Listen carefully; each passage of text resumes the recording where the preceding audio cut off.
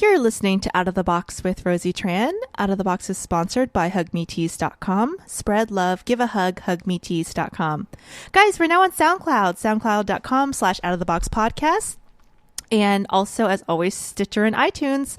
Click on the subscribe button. It helps us out a lot. And as always, we love positive comments. I am here today with comedian and writer Danny Cho. He just finished his movie Koreatown, Cowboys, and he's shopping it around at the festivals. How are you doing today, Danny? Hey, Rosie, what's up? I'm doing good. You were like, you just woke up, didn't you? Yeah, Mom. I did just say that. I'm like, did you just wake up? What's up? I'm really, really excited about your movie, even though I don't want to say anything about the news if you're keeping it on the hush hush. So I won't say anything about what you just told me while we were walking my puppies. But I want to tell the story because, a lot of times in Hollywood we get really, really frustrated with the path our careers are going. And what you did is you decided, hey, I'm done with this. I'm going to take my career into my own hands, and decided to write something. Yeah. I mean, it was the Koreatown Cowboys concept started maybe in 2009. I was doing this YouTube video where I was bored and I was in a dress and I acted like a Koreatown girl. Don't ask. I wish I could bury it, but I can't. But so the girl at the time that was editing it, she was dating a friend of mine, and we were watching her edit, and then I was like, "Yo, let's go get drunk right now." And so we were drinking and we were talking, and we were like, "Hey, this Koreatown girl thing? That's funny, I guess, but what if we did something about how we really hung out in Koreatown, not like a caricature, but just do stories about our lives that when we hung out and partied in Koreatown." And so we wrote a web series I wrote the web series within maybe a month. Like it was like 8 episodes, about 10 minutes each. And we shot it going, we didn't know what we were doing. You know what I mean? Like, I was like, whoa, we got to get microphones. Like, it doesn't feed into the camera. I'm stupid. You know what I mean? So, that's like film school 101. Yeah. I was like, we need lighting. And we didn't know like all the people that it took to make this web series. But we made it with $5,000, which is not that much. And, we premiered it at the LA, the BC Film Festival. And people seem to like it more than I expected because, Asians hate their own kind. You know what I'm saying? We were just talking about that. And I wanted to bring that up because we just did a TV pilot together, and we were talking quite a bit during it. Yeah. The pre-filming, whatever, we're sitting in the back and we're chatting quite a bit. There is a dichotomy to being an Asian entertainer that is unlike anything, I think, for a regular quote-unquote entertainer, because there's a judgment. Asians are like the last, the Wild West of entertainment. It seems like, white people and Africans, Americans, and Chicanos, Latinos, they kind of view their entertainers differently. And Asians, we're still very, very, I guess, we have the molds that we see for each other, yet when we're overcritical of it. It's like we're scared to make fun of ourselves in a way, as a culture, not us, not me and you. I mean, I think, for me personally, it's weird because, I think it really depends on when our parents immigrated here. Because, like, in Korea, the parents are very, like, supportive of it. They go, "Oh, you want to be a singer? Here, we'll take you to a dance academy and blah, blah, blah, blah, and singing classes and whatever." So they become potential, like, girl group. J-pop or whatever. J-pop, you know what I mean? Like, but parents are more supportive out there now. But I feel like, my parents came here. Not our generation. Yeah, my parents came here in 78. What are you talking about, Danny? Exactly. So, but that's in Korea. But here, because my parents, they came here in 78, so their culture of Korea stopped in 1978. You know what I mean? They never went back. Yeah. So they are teaching me 1978 Korean values. You understand what I'm saying? I know exactly what you're saying, and it's so funny because my brother actually just brought this up because my parents will say stuff about Vietnam. You know, my mom always talks about the communists. Yeah. That's like her thing. She's like, oh, the communists, they're so bad. The communist hospital. Blah. And my brother, who actually travels to Vietnam once a year, he goes back quite a bit. He's like, I don't even know what your mom's talking about. Well, he's my half brother. He has another mom, and he's like, Vietnam is not like that anymore. He's like, she is talking about 1974 Vietnam. Yeah, exactly. and so in their minds, that's what they think it is. So, you know, with the comedy, I mean, I used to be a business consultant right after college, and you know, it was kind of like the good Asian boy thing to do. You know, he has a stable job. Now he's gonna get married. You know, he's making decent money.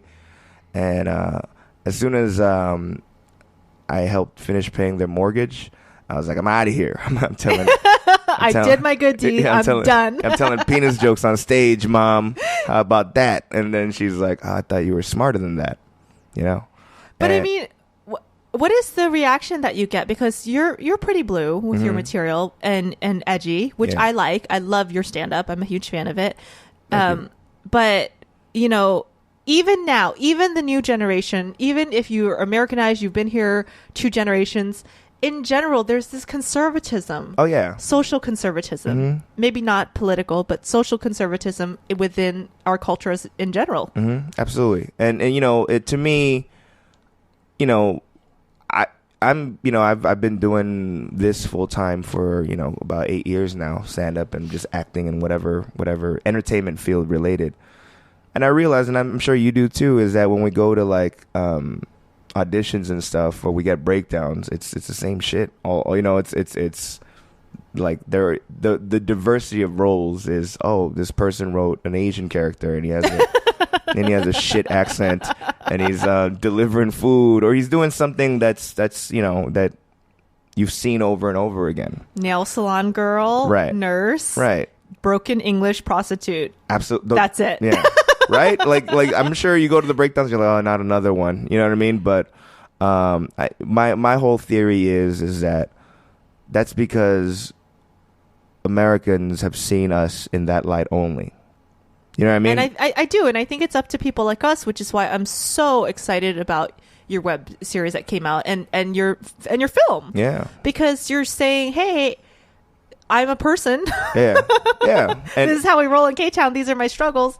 And I'm not, you know, FOB character number 1, rice boat patty number 1. Although I feel bad for doing it for some of the other characters in my movie where you're like fob number 1. You know, I'll do it, you know, but now you're stereotyping your own people in your movie. Of course. But that person was a legitimate fob. like he wasn't. I wasn't even. Yeah, but yeah, the whole thing is like, I always go, look, you know, we can have a discussion about model minorities and things like that, but for me, I always say, in order for us to be seen normal, we got to have a whole spectrum of characters, roles. Personalities, yeah. Exactly. So whether you a drug dealer, all the way to a pothead, all the way to the doctor, lawyer, nurse, and everything in between, you know what I mean? If we can diversify and just not necessarily shove it down America's throat, going, hey, we're equal too. It's kind of like, look, man, this is how we are. You know, I don't know what like, you know, I don't know what you think we are, but this is what we are. You know what I mean? From my perspective. So I think it's really bizarre, though, that the stereotype, I mean, obviously I like the stereotype because it's a very positive one, but that we're good with money. We are, you know, business people, model minority, because I grew up in New Orleans with mostly Vietnamese immigrants, and the Vietnamese immigrants were extremely poor. Yeah. It was more ghetto than this, you know, wealthy doctor, to me, it was the Vietnamese immigrants that I grew up around. They were fishermen.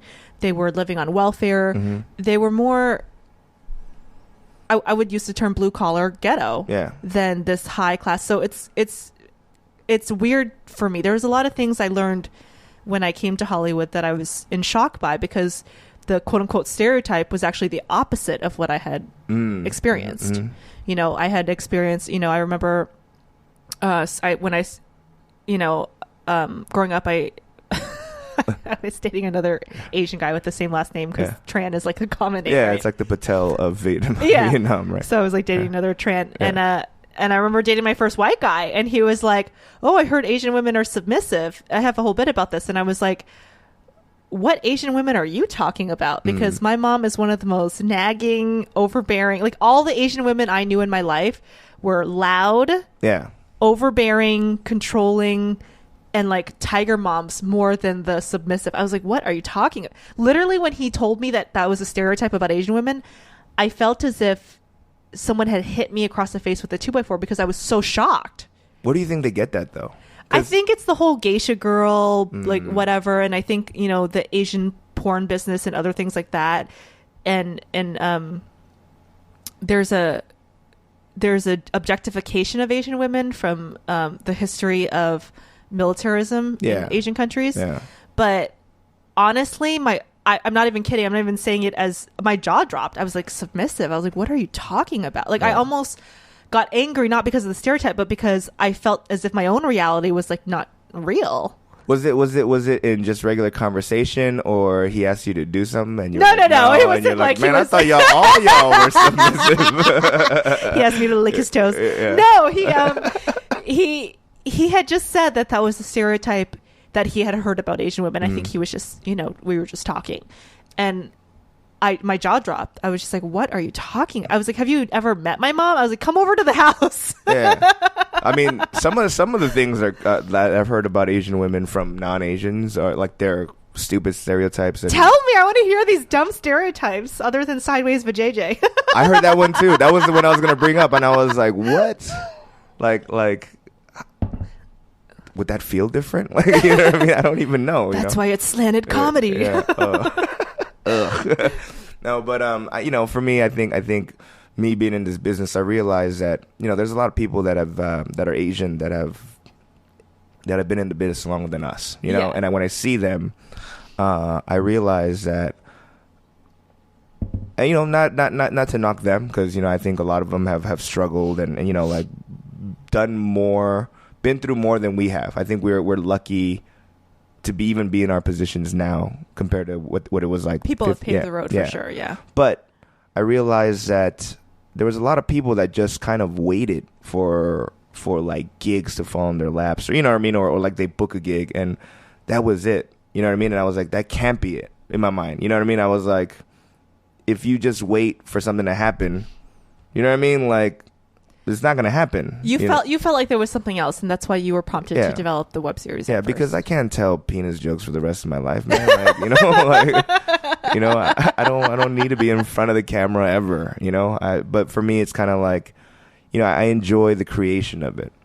The first time I go, maybe this is my new path, was when we premiered at the film festival, the web series, and something that I wrote in my head was on a screen and people were laughing and enjoying it. Yeah, and I was like, holy crap. It's like, it was like packed 700 seats and, people were all just cracking up when I was like, oh, that's where they're supposed to laugh, because I remember writing it, barely. But so my mind goes, that's it, man. It's not necessarily in the movie business, but the idea of having an idea and being able to present it where people will either laugh or cry if they have to, you know what I mean, like whatever the scene calls for. And you brought it up, you were like the maestro of it, you know what I mean? And that kind of it was your baby. Yeah, it made me go, oh crap, that's awesome.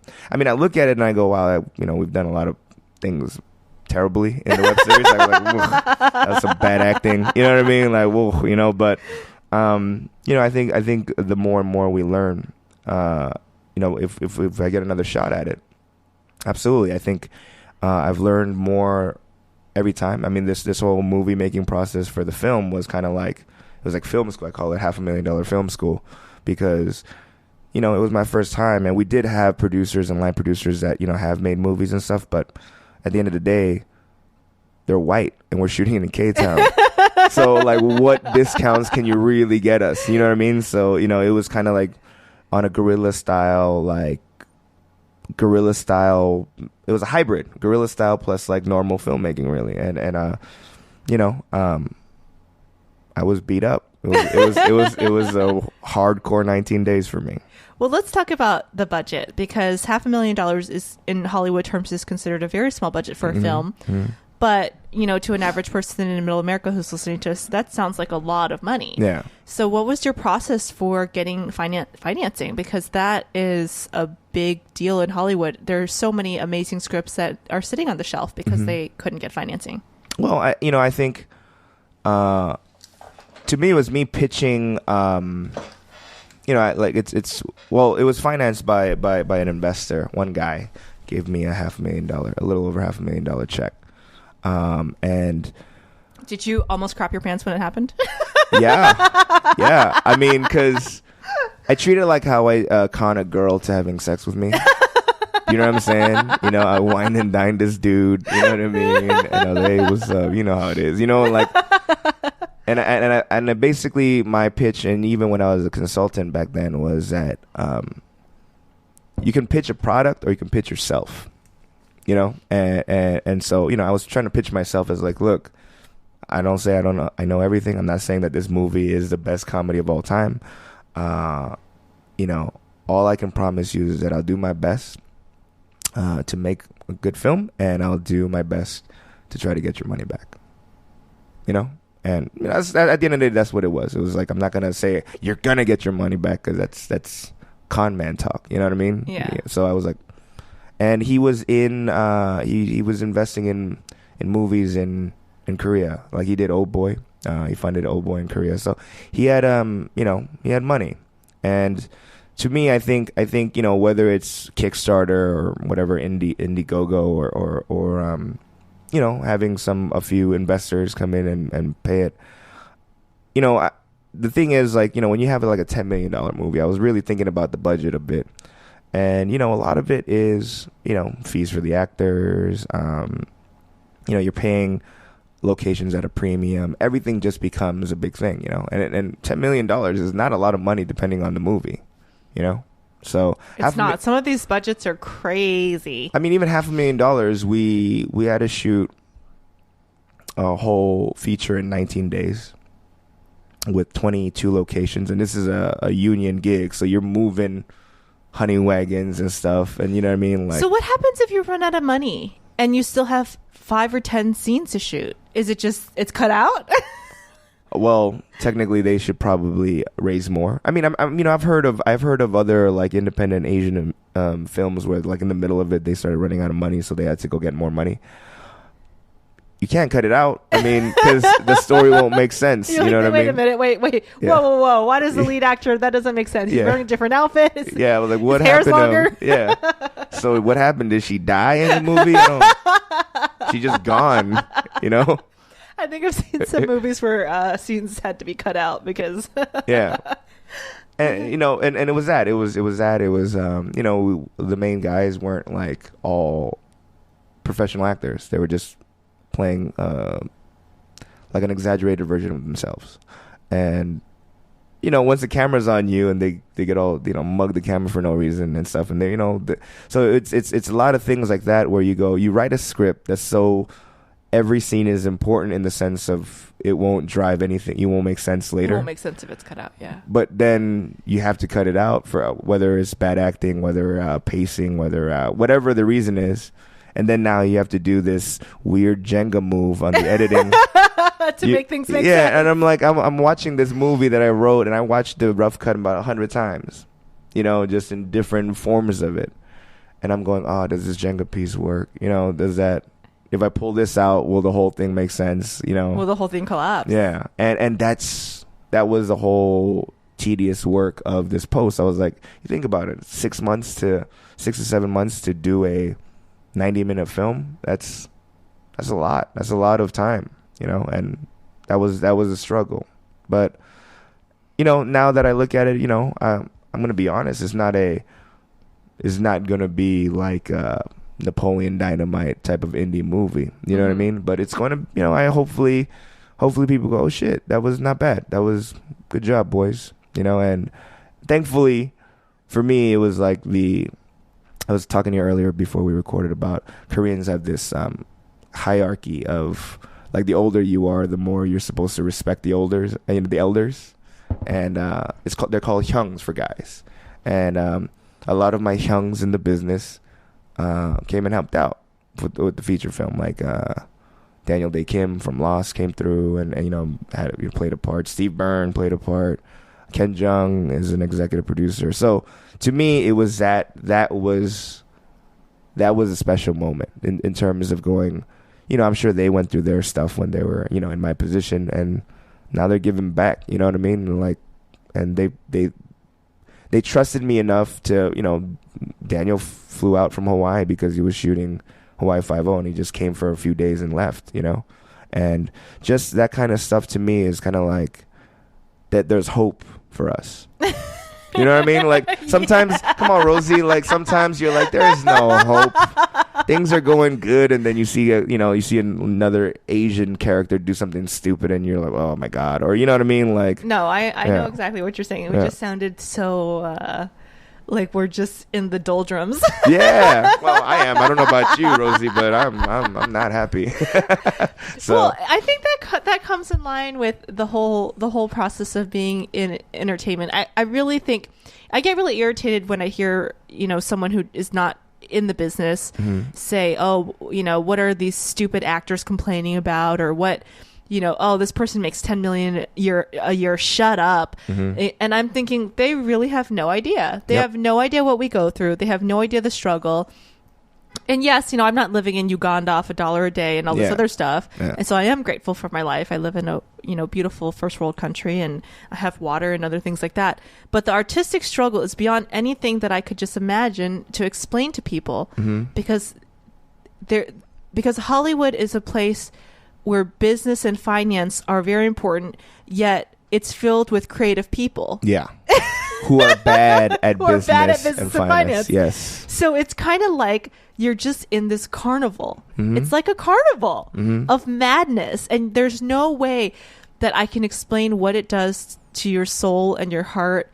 And there are positives. Of course, I've learned so much about myself, and I've been able to bring joy and laughter to people all around the world because of this. But it is a carnival / war zone. Yeah, absolutely. I mean, before we had our investor, I took the K-Town Cowboys script to it, like a studio, but they had like a small films department, and the head of the guy read the script. I won't say what studio, even though you told me. Yeah, I won't say it.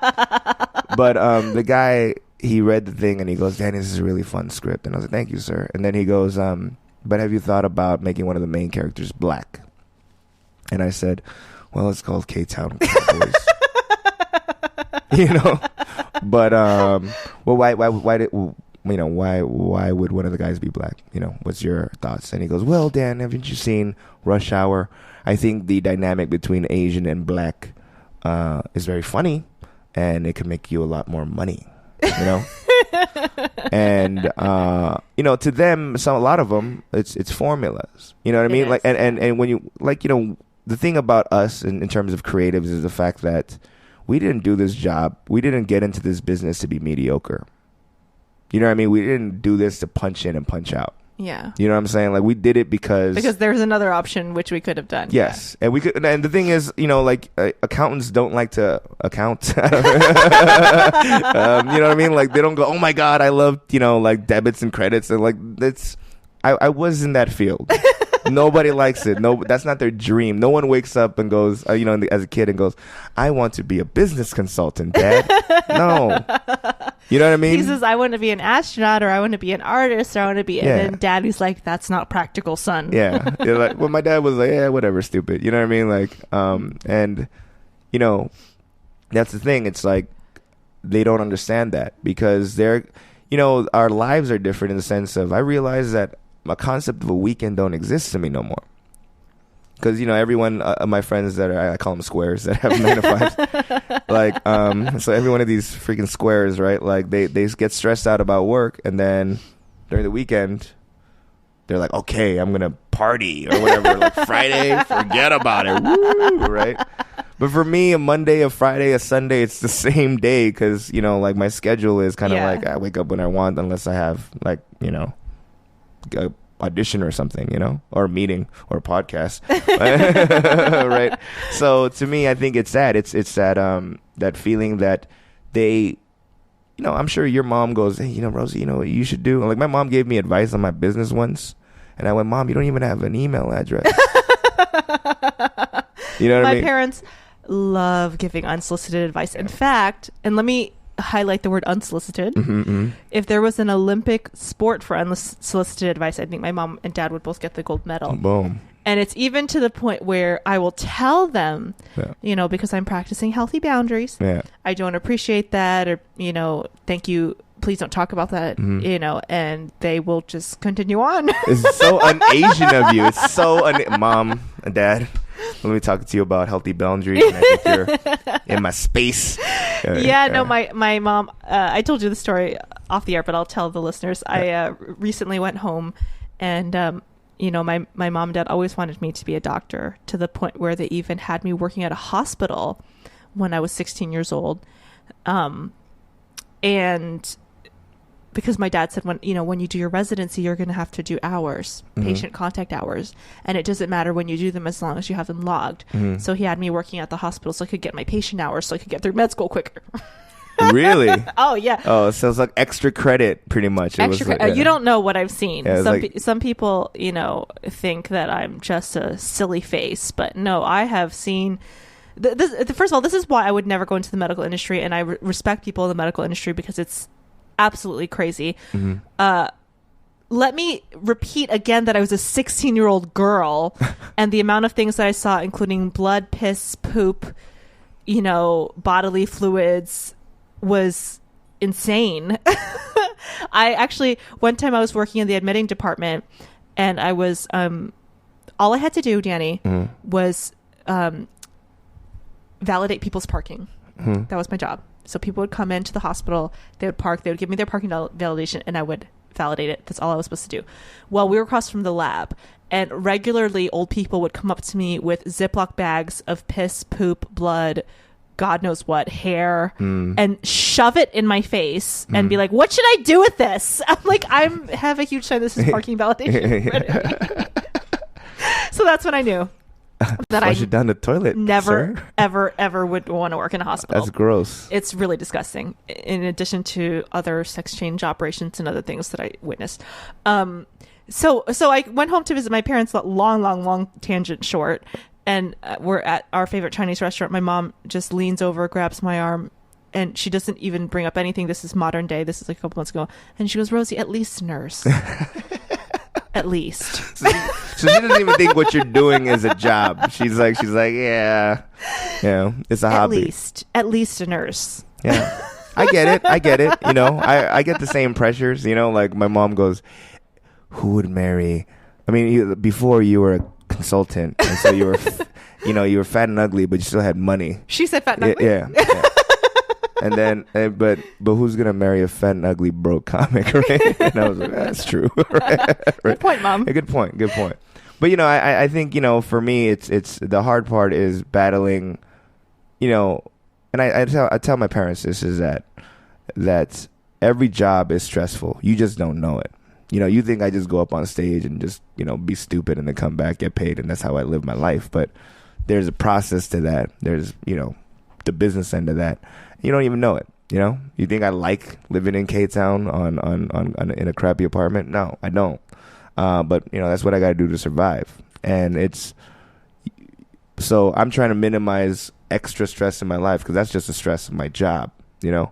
So the stuff that you're bringing in, it's not helping me. I know it comes from a place of love, but the sad thing is, I think a lot of parents, I mean Asian parents in particular, but I think all parents can relate to this, think in their mind that they're just wanting the best for their kids. And so that's where I have to come from compassion and love, because in my parents' mind, they truly, despite my multiple attempts to tell them that it's not helpful, in their mind, they think that what they're doing is helpful, because I will one day wake up and realize that I've been wrong and all this and that. And maybe that will happen. Yeah.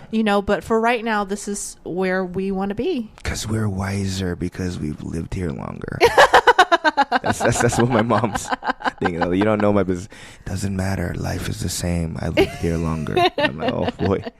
Anyway, I don't want to crap on my mom. You know what I mean? I love her. You know what I mean? That's the thing. It's like it's a love hate. It's that slash love slash hate.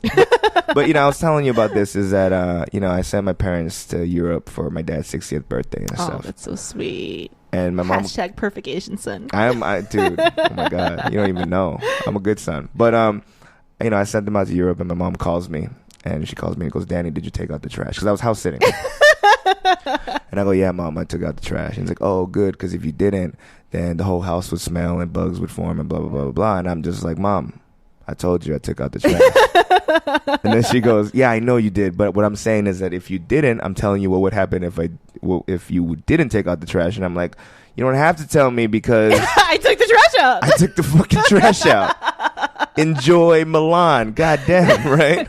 But I realized that it's that that's gonna be like that for the rest of my life. I realized that every woman in my life that I've ever was in close proximity with has kind of had a little bit of that, and they're different degrees. You know what I'm saying?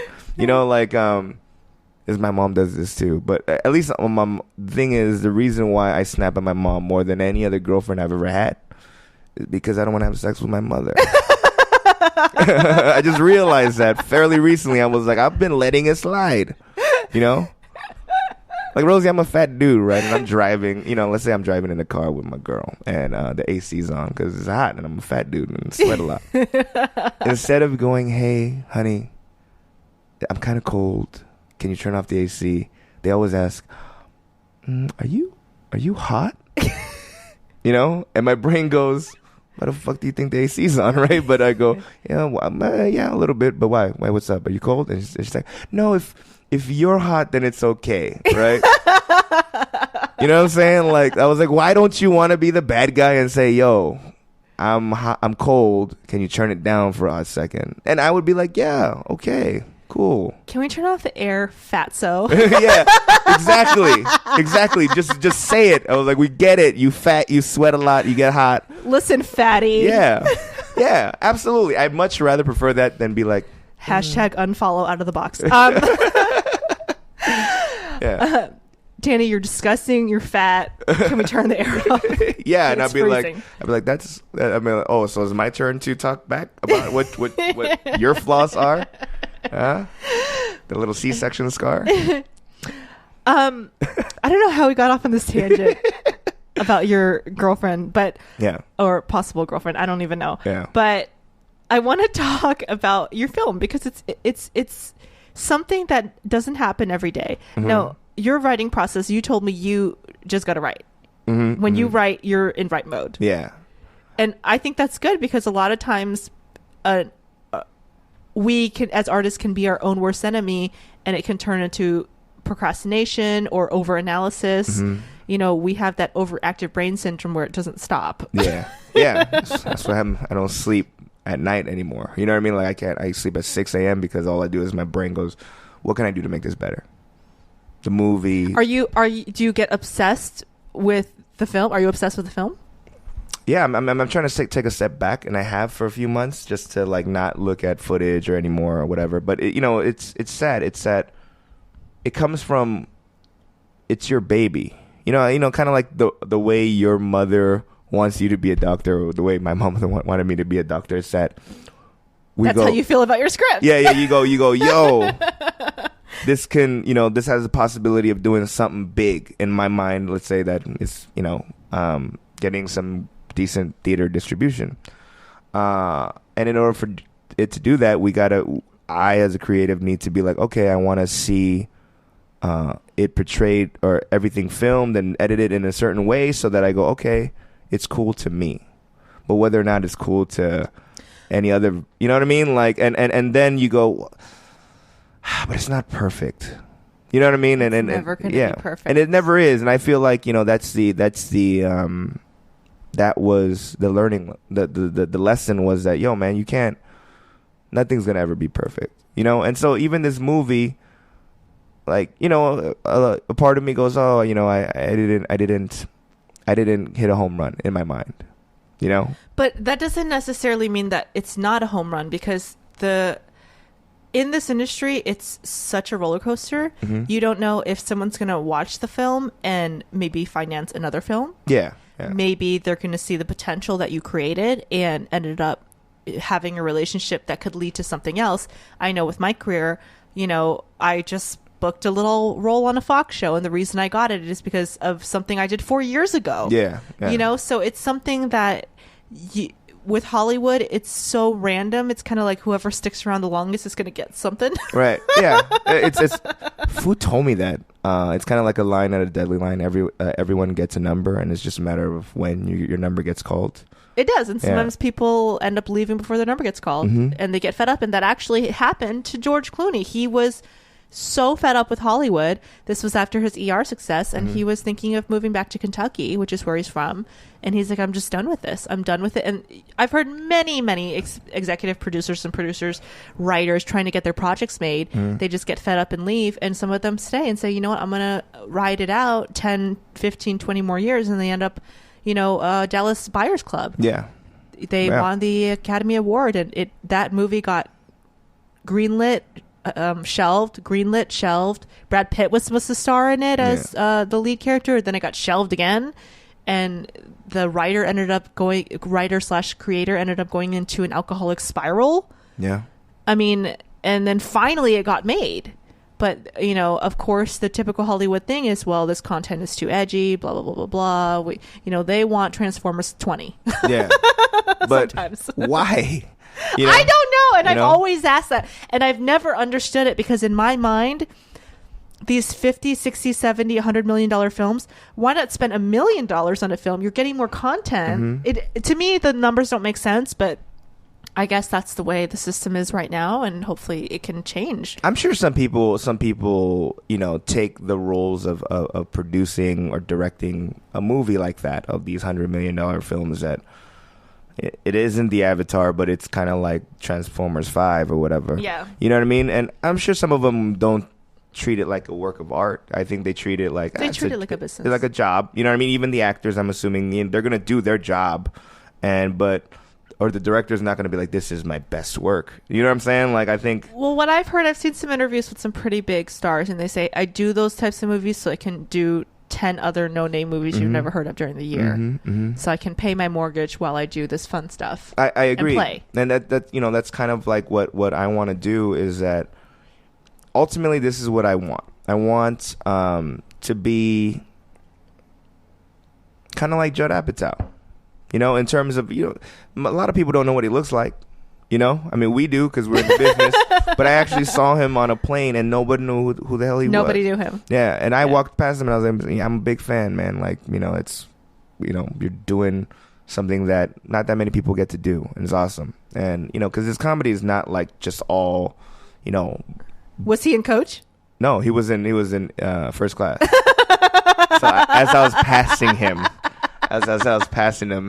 he had some shit. Get in the back, you lower person. Yeah, he had a tote bag, and I was like, ugh. But to me, it's that, eventually I want to be able to, call some shots, and in order for me to do that, I feel like, I got to let Hollywood know that there are people like us that make okay content. I'm not saying we're there yet, but not even close.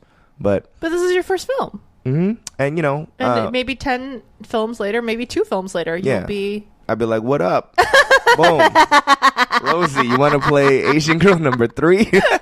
Asian prostitute number 3. Yeah, no, but it's that kind of thing where I realize that we don't have anyone that's Asian that Hollywood can peg a dollar sign to. You know what I'm saying? Like... And the crazy thing is, I keep hearing all this stuff about the interest in Asian American talent. Hollywood's interest in it because of the fact that they're, China and other countries out east are rapidly industrializing, and they're looking for a role model. They're looking for a face because, Hong Kong has its own film market, but Hollywood's not interested in that. They're interested in finding someone over here to, appeal over there. And so I think that it is a good time for Asian Americans, despite some of the negative stuff we've had to deal with. Well, it looks like they're actually going to other countries and importing their Asian talent now. They are, but they're still going to want, I know there was a, what is the girl from the geisha movie, Zhang Zi? Yeah, Zhang Zi. They kind of tried with her a little bit and had her in a couple things, but, she doesn't speak English. Yeah. And I know she was in a couple Jackie Chan films, and Jackie Chan has been, he gets a lot of flack from the quote unquote Asian American community because he's doing the typical kung fu films. Yeah. But Jackie Chan's a bomb. All right. He is starring as a lead in most of the Western films that he's in. Jackie Chan's the man. He writes, choreographs. That's something I don't like from the whole PC Asian American community. The Yellow Panthers, as I call them. The Yellow Panthers, as you call them. Yeah. It's like, hey, he's doing something. Like, back off. Yeah. Who else is doing something? Yeah. There's not that many of us that are doing something. And so the fact that America buys him, despite the stereotypes, as a leading man, that's like a big deal. Yeah. And also they kind of go, oh, he's not cool. He's kind of like a clown, But, Jackie Chan goes, look, Bruce Lee was the cool dude. That position has been taken, and I don't think I can ever beat that, right? So I'm going to go in another route. And, Jackie Chan, in an interview years ago, that's what he said. This is my route. I'm going to do this Charlie Chaplin type of humor with stunts and stuff. And to me, man, Jackie Chan is... he's one of the most badass Asians of all time. He is, and he's one of the only true crossovers. Of our time. There haven't been that many crossovers. Well, Ken Watanabe, is one dude. He is, but he's he tends to be in more foreign film type films. Mm-hmm. He's been in some mainstream stuff, but Crouching Tiger, and he's always kind of playing the same. I don't know. I think Jackie as a lead. Yeah. He's really a lead. Yeah. Jackie's the only one, really. Jet Li tried, but his English is worse. And he's not he's kind of creepy looking. And, Jet Li kind of looks like a creepy neighbor to me. Just creepy, horny Chinese man. Yeah, he does. Yeah. He's got this creepy. Yeah. No, I'm trying to think. It's because, there was a K-pop dude named, his K-pop name is Rain. Okay. And he had the Wachowski brothers. They made Ninja Assassin. He was the lead. Okay. My homeboy couldn't speak English that well. So every red carpet interview, how do you feel, starring in the Wachowski brothers? I'm so excited. In every fucking interview, man. And to me, I go, I understand why they picked this K-pop guy. And I understand why they pick, there's another guy, he was in G.I. Joe as Storm Shadow, the Asian guy. Okay. And he's like one of the bigger dudes in Korea. But it's not because they're talented. It's because they know that this dude will get the demographic. Will put asses in the seats. Pretty much what I'm saying is that, and as an Asian American, there isn't anyone that will put asses in the seats yet. And that's why we get to create that. Yeah. That's what I agree with you. I totally agree with that. I think that more people need to step up. And if you're out there and you're listening and you're an Asian American and you're thinking, oh, I want to make this or I want to do this, I'm sorry. It's your life. Forget about what your parents are saying. Forget about what the people in your life are saying. If you're not meant to be a square, you're not meant to be a square. Yeah, absolutely. We need more people like that. We're desperate for it. I'm trying to step up. Danny's stepping up. Other people are stepping up, but we need more. Absolutely. And I think the other issue is I want people to know that they always have to focus on getting better in their art. And I don't think anyone should ever, especially from what I've seen from Asian Americans, I'm not saying they're not talented, but on average, what I've seen, I haven't seen anything that would beat the best. It hasn't blown you away. Yes. So I look at, like YouTube stars, and I get it, and I understand that they make money, they have 13-year-old fans or whatever, but I'm not going to respect you catering and then it becomes commercial to you because it's a business. But I go, you always need to get better. And I'm not saying that I'm the judge of better, but, that's why they say in YouTube world, and I'm saying.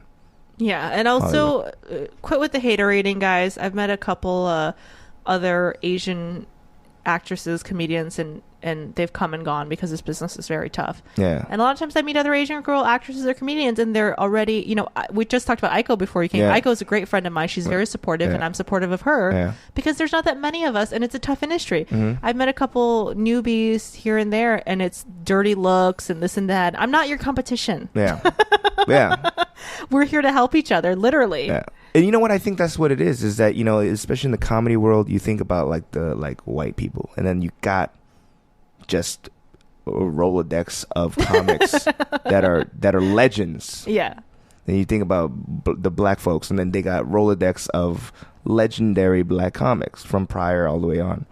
The Latinos, they got at least they got George Lopez. Okay. You know what I'm saying? Or Gabriel Iglesias. They're like the 1 and 2 of Latino comics. Really, Asians. There is no theater seller. You know what I mean? There's Henry Cho, but his act is very different than the typical Asian American voice because he talks about being from the South. Yeah.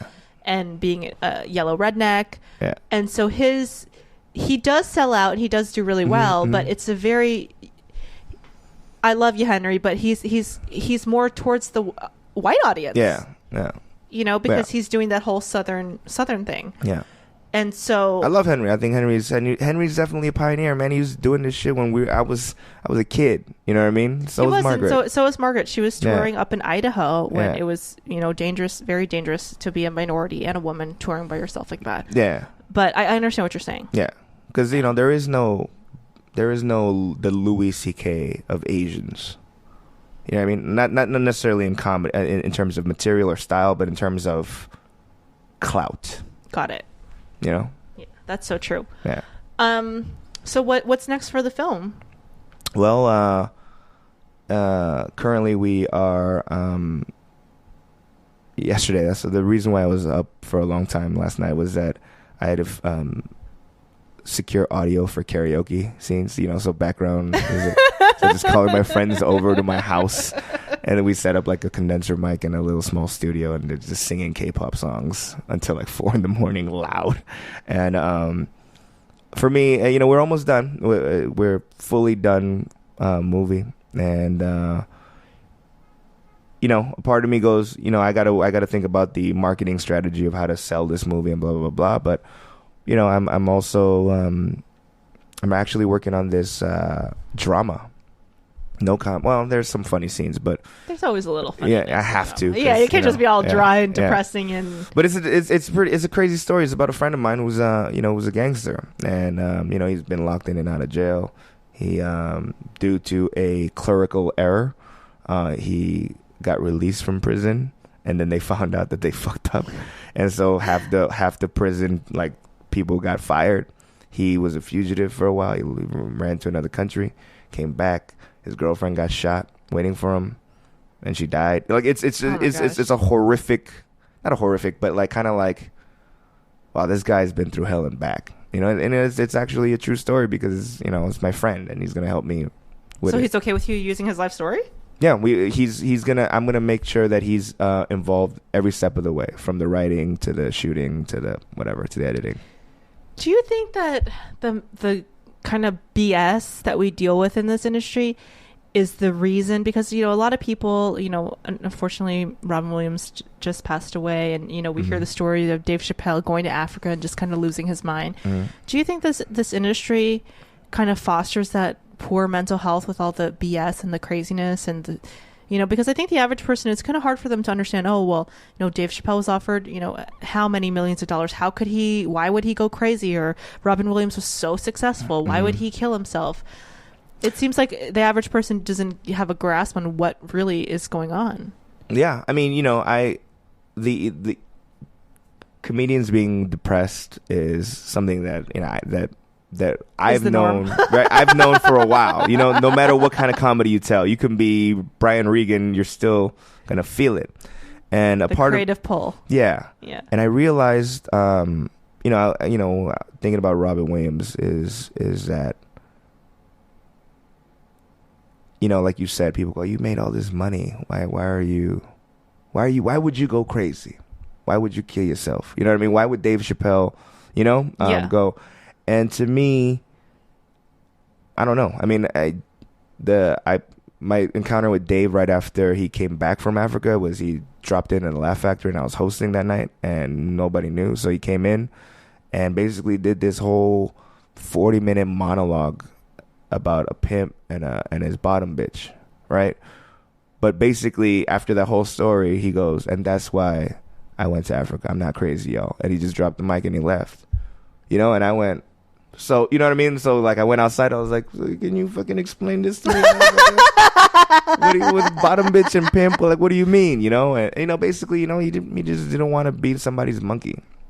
You know, I think somebody's extremely high-paid monkey. Yes. This is what he felt like. Yeah. And, you know, I feel like, and I'm sure there's other factors into it, but it's that, like, we're not doing this for the money and fame. And people, and for those that are trying to be in this business, actors, singers, whatever. For the money and fame, it's the wrong reason. Yeah, because you're going to have to get your shit sewed on tight. You know what I mean? Like, here's an example. I think the going to an audition is going, I'm going to get rejected. It's like a first date. It's like a first date, right? And then if you get a call back, oh, shit, she liked me enough to see me twice. You know what I'm saying? Like, that's how I feel. Like, and so my whole thing is, like, guys are kind of better built for rejection because they feel it all the time. I'm like, yo, what's up, girl? No, thank you. All right, cool, whatever, you know? Do you need me to turn the air on? You're sweating. Yeah, you know? Ooh, girl. If a girl says that, I'd be like, oh, my God, that's thoughtful of you. But the rejection on it, it's hard because there is no formula. Like, if you wanted to be a doctor, there's a formula. Yeah, there's you a go formula. To med school. Yeah. That is the most frustrating part for me, and I think for most people, is that we grow up in a society where there's a logical path. Yeah. And in Hollywood, the path is so illogical. Mm-hmm. I mean, I know people who have gotten here. I mean, let's just use Ashton Kutcher as an example. I mean, he was here. He got discovered at some bar and then came out here, booked that 70s show within a couple weeks, and then was a celebrity. Yep. You know, that can happen.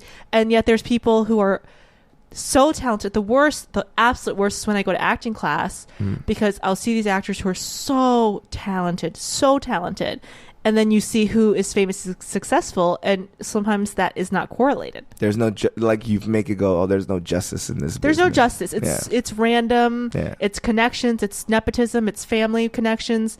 You know, sometimes someone is a producer's son or daughter, or whatever. And then there are people, you know, when I see someone like Brad Pitt, who came from, you know, Missouri or wherever he's from, and came out here and actually did his thing and made it, that's like, gives me so much hope. Yeah. Because it's like he came from middle America, had no connections, had no one here. You know, George Clooney was relatives of Rosemary Clooney, and there's other people who have connections, but he was someone who just was a farm boy from Missouri or whatever. And he's a good looking dude. He's a good looking dude.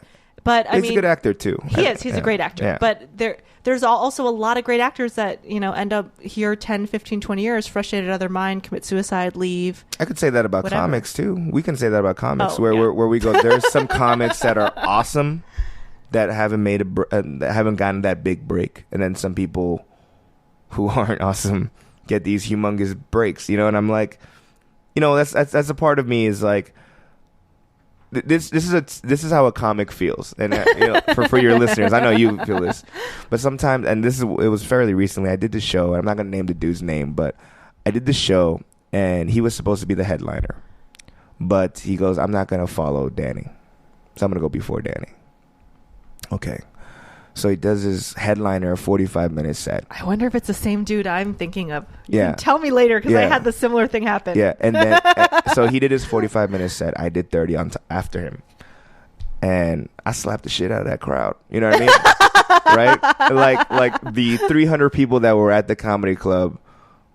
Like, for that night, you were the headliner. I was the headliner, and they knew that I was better, and that made me feel good. Like, everyone was like, "Oh shit, you just fucking."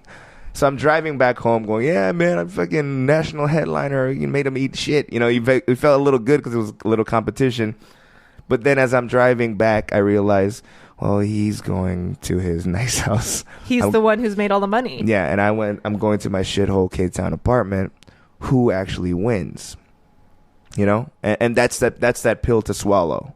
That's that tough pill to swallow where you go, you know that you're I'm not gonna say I'm the best comic or whatever, but you know you're good. You know enough. You're worth it. You Yeah. know that you're good enough to be, maybe driving back to a nice house or making that career, and that's the frustration. Yeah. And it might never change. It might not change at all, ever. That's the scary part about this business, and maybe that's the craziness. That's what drives people to go nuts. Is that how long can you deal with this bullshit? You know what I mean? And like, yeah, I love the creation. I love going on stage. I love telling jokes. I love making people laugh. But I don't love the fact that I have to play games with a comedy club booker or owner. You know what I'm saying? Because you're not the Danny Cho yet. Yes. And it becomes frustrating because you go, wait a minute, this kid is getting regular spots at your club when I've been doing this for how long? For you? You know what I mean? And then that kind of lack of justice, and that kind of like, it's not like the best, or it's not talent based. But then again, there's also cycles. Dane Cook, who had one of the biggest careers of the mid 2000s. Yeah, it's not Dane Cook Day no more. It's not Dane Cook Day anymore. Yeah. And you know what? A lot of people who were jealous of him and haters of him and saying, well, he doesn't deserve it. He's not that funny. I would do anything to get that famous or do anything. A lot of people are changing their tune because, he will never be at that height of success anymore, in my opinion, because he was right place, right time, momentum, and he maybe he'll have a comeback, which is very, very, very difficult. Maybe, he will, maybe he won't, but that's the roller coaster, is that you don't know where it's going to go. And would you want to be Dane Cook at this point? And a lot of people would say no. A lot of people, because what happened after his extreme success was there was a backlash, and there was it was hip to hate Dane Cook. Yeah. That was even if you didn't even know anything about comedy, it was hip to hate Dane Cook. Yeah. And so sometimes, what goes up must come down. And people like Madonna or, other people who have these 20, 30, 40-year careers, that's the rarity. I mean, there's more one-hit wonders than not. I think everyone thinks that they will have a Madonna type of career coming in, or you know what I mean, like this kind of like I'm gonna be famous forever once I get famous. But you're right, it is a roller coaster. It is. You know how many comics I know got one TV show or one thing, got a couple big checks and blew it all, and now they have a Porsche and they're homeless. Yeah. Yep. Absolutely. You should see my apartment complex parking lot. I'm like, wow, there's a lot of $100,000 cars here, or at least $80,000 cars here. But I know how much rent they're paying because exactly. I live there too. I would go to. I remember I was in a commercial acting class, and there was an actor who had booked a bunch of stuff, and he thought, oh well, my star's going up, and it was just a temporary star going up. Yep. And he was homeless and living from his Porsche. Yeah. Dude, I was there, Rosie. There was a time when the first commercial I booked a commercial, and then I booked another one. I went, oh shit! Like my star's going up. I was like, y'all don't even know, right? And then it's kind of that thing where sometimes you'll have like a weird. I had a weird streak where I would be like I'd go back to back, book like 3 nationals, and then nothing for like 2 years. You know what I mean? So when you're booking back to back, you go, oh yeah, my career's, this is gonna be it. Boom. And then you just don't know. Hawaii vacation, I'm just thinking about shit to buy. You know what I mean? Like, yeah. And then boom. Yeah. Oh, Danny, you make me laugh so much. Well, I am so happy to have had you on the podcast. How can the listeners find you? What's your Twitter? What's your website? How can we find out more information about K-Town Cowboys? You can, for my personal stuff, my Twitter is @DannyCho, or go to DannyCho.com. For K-Town Cowboys, there's KTownCowboys.com. If you want to see the web series, it's on YouTube. Type in K-Town Cowboys. The website will be updated with news of when the premiere date, release dates are, and hopefully, I mean, I can't make any promises because we haven't sold anything, but my goal and my hope is that we can release it by the end of this year. That's awesome. Well, I'll be looking for my premiere tickets in my mailbox. Boom. Guys, Danny Cho, stand-up comedian, actor, writer, and now producer of his first film. This has been Out of the Box Podcast. You guys, Out of the Box Podcast is sponsored by hugmetees.com. Spread love, give a hug, hugmetees.com. You guys can find us on soundcloud.com/Out of the Box Podcast, and as always on Stitcher and iTunes. We love positive comments and subscriptions. This has been Out of the Box Podcast with Rosie Tran.